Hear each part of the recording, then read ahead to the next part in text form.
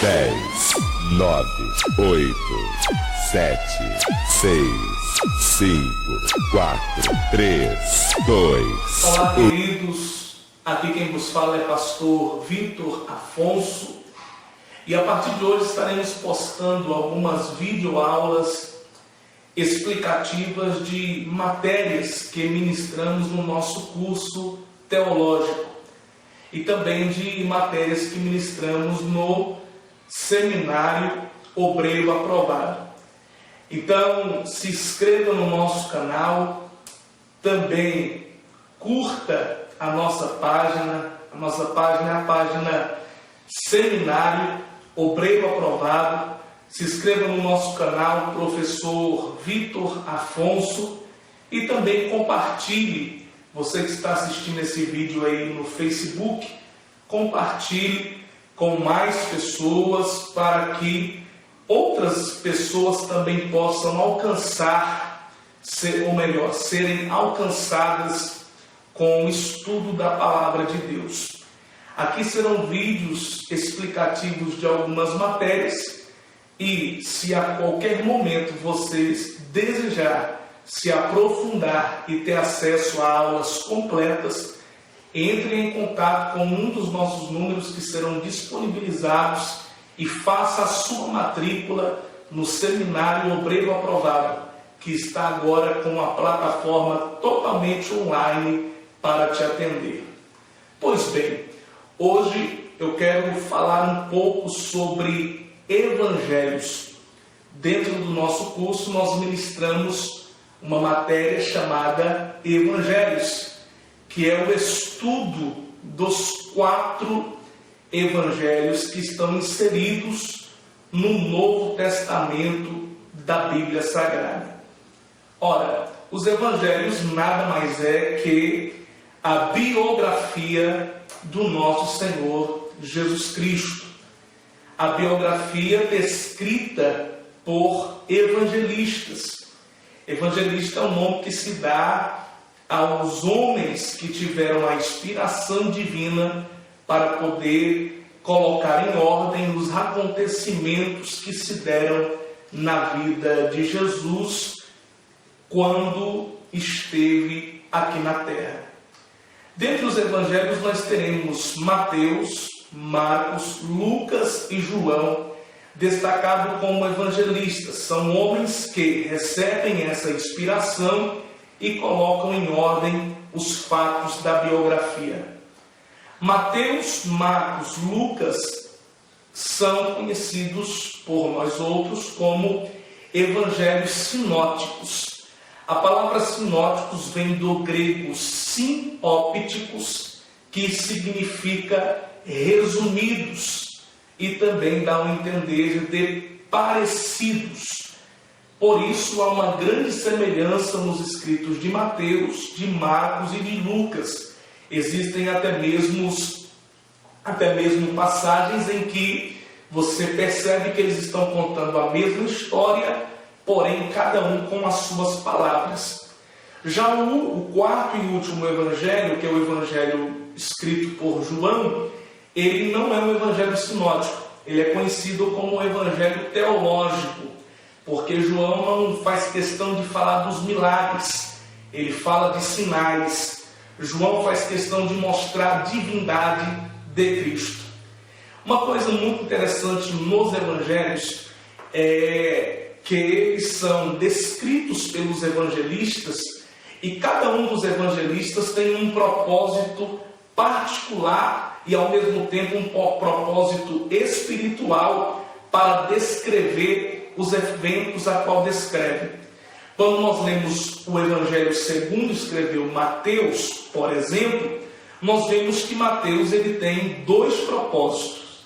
O primeiro propósito de Mateus é provar para os judeus que Jesus é o Messias prometido nas Escrituras e profetizado pelos profetas do Antigo Testamento. E o segundo propósito do evangelista Mateus é poder ter um escrito endereçado aos judeus. Então Mateus ele endereça o evangelho a qual ele escreve para os judeus e tenta nesse evangelho provar para os judeus que Cristo é o Messias prometido. Já em Marcos, nós temos Marcos escrevendo o evangelho da vida de Cristo endereçado aos romanos.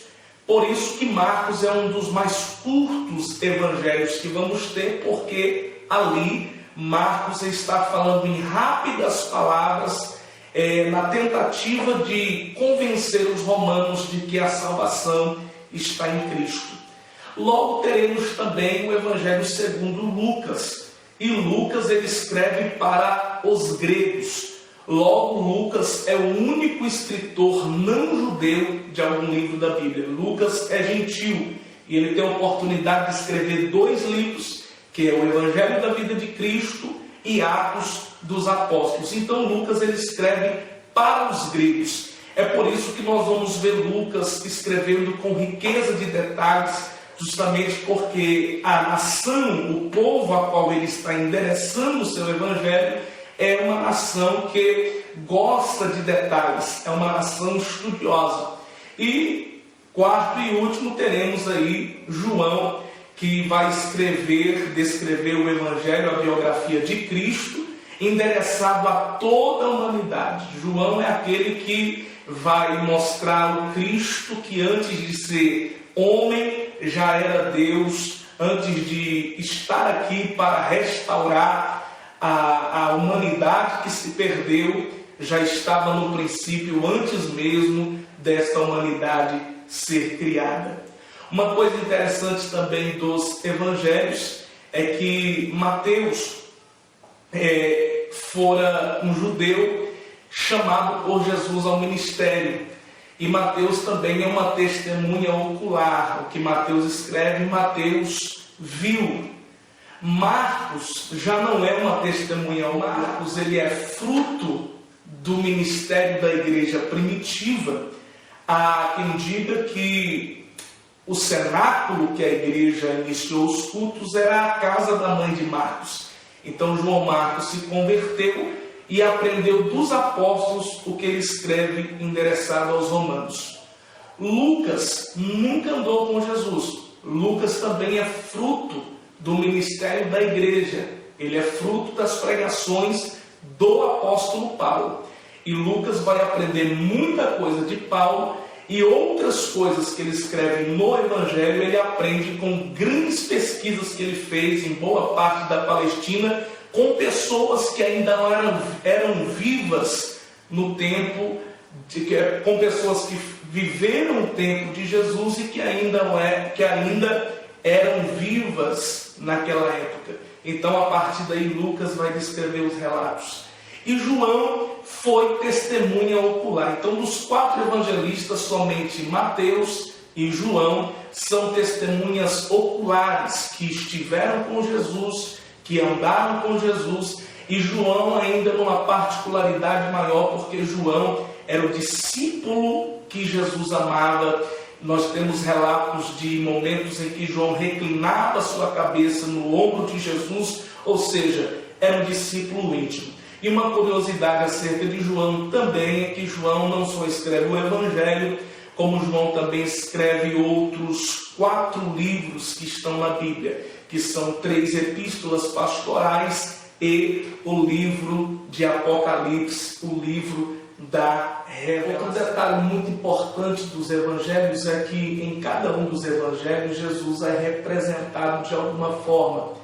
Em Mateus, por exemplo, Jesus é representado como rei. É por isso que muitas das referências e dos relatos que Mateus escreve, ele escreve sempre mostrando, sempre apontando para Jesus como rei. Nós vamos ver que logo nos primeiros versículos do primeiro capítulo, Mateus já vai fazer referências de profecias de Isaías que apontam para Jesus como rei. E até porque Mateus está escrevendo para os judeus. E o Messias que os judeus esperavam era um Messias que se assentaria-se ao trono de Israel e que os libertaria, visto que naquele momento eles estavam debaixo do jugo dos romanos. Já Marcos, ele apresenta Jesus como servo, como aquele que não veio para servir, que não veio para ser servido, mas que veio para servir. Então, Jesus em Marcos, ele é o diáconos de Deus.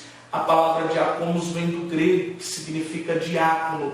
E diácono significa servo ou ministro. Então, em Marcos, Jesus é o servo e ministro, que ministra a salvação para a nossa vida e que serve as nossas vidas com a sua própria vida. Em Lucas, nós temos Jesus representado como homem.